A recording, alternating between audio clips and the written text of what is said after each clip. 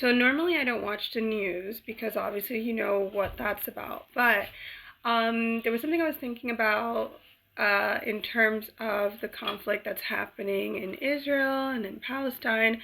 And on my other TikTok in the past, before I knew anything about the world being a simulation in that sense, I'd often talk about how I felt that, I had expressed that, it was very evident that a lot of the people who are the Zionists and the settlers that are in Israel aren't natives to the land, that they are Ashkenazi.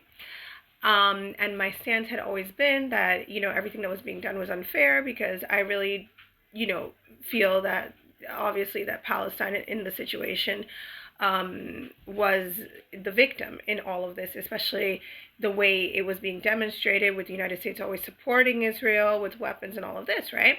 So now, obviously, knowing what this world is, my view of it has even gotten deeper than that, right? So in my opinion now, this is my new stance, okay? This is my new theory.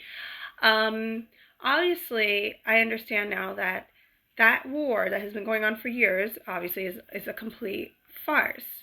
This does not mean that there are not actual souled individuals, keep in mind, souled individuals that are suffering and that are being hurt. Not only because they are being killed on both sides, but also because of the trauma and the hate and the division that it's stirring in them, okay? Because all of these kind of things give legal access to the enemies. To the enemy, basically. And not only that, because this war and this hatred and this violence has been happening over those ley lines in that region for so long, it has also been creating like a trauma in that spiritual environment in the Holy Land, right?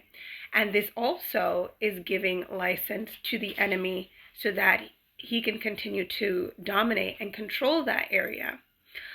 And when you really think about it, in the end, like I said, and it is true, you have a situation where you have one country that obviously, like I said, they are not the original inhabitants, they're not the original bloodlines.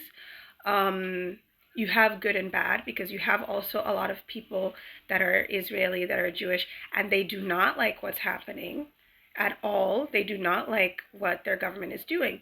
But at the end of the day, it's a situation where they also do not believe that Jesus is the Son of God. They don't believe that Jesus is, the truth and the way. And then you have all of the other countries that are surrounding Israel that are, obviously Islamic countries. And, by blood or, by bloodline, these individuals do belong to the area. But at the same time, they also have that kind of antichrist ideology that they do not believe that Jesus is the Son of God, right? So what you have right now is kind of like two, I guess, parties that are both in nature against the concept of the divinity of Christ, fighting over this region, creating trauma over this region. And remember what I said, there are parasitics and demonics on both sides, because this is meant to collapse this timeline, to create this perception so that the people who are actually the souled individuals who are experiencing this, really invest in it and invest their energy into this continuing. So this conflict highly favors the Matrix overall. And, I get upset, and I've always gone upset, but now even more so, when Christians go defending one side or the other. Now necessarily you don't really have to be picking any sides. You can pray for everybody who has a soul in that region who is suffering, okay? It's not the fault of the people who are our brothers and sisters in Christ with souls.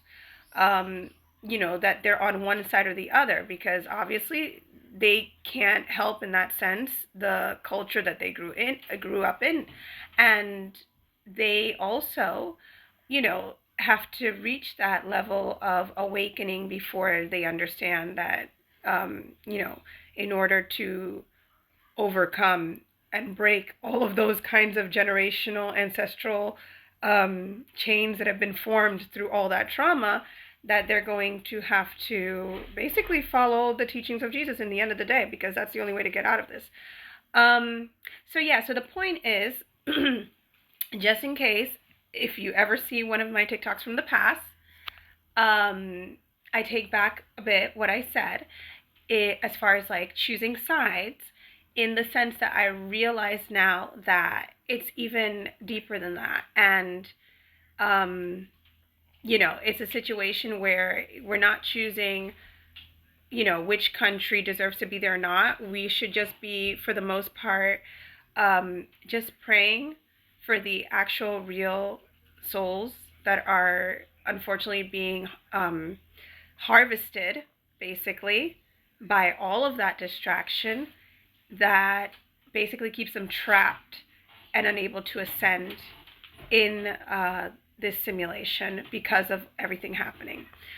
And I don't know, that's all I wanted to say, because sometimes we talk about a lot of different topics related to, Israel and Christianity, and a lot of Christians get really heated about the topic, and they start supporting Israel, even though they blatantly see that, even if you didn't, no matter what, genocide and murder is being committed, so you cannot support that. It's not Christ-like, you know what I mean? And at the same time, it's a situation, like I said, that there's always going to be demonic entities in vessels of every race, of every creed, that are participating in doing things to promote the narrative on both sides for this kind of conflicts to continue. And we cannot keep falling for the farce. And that's all I just wanted to say.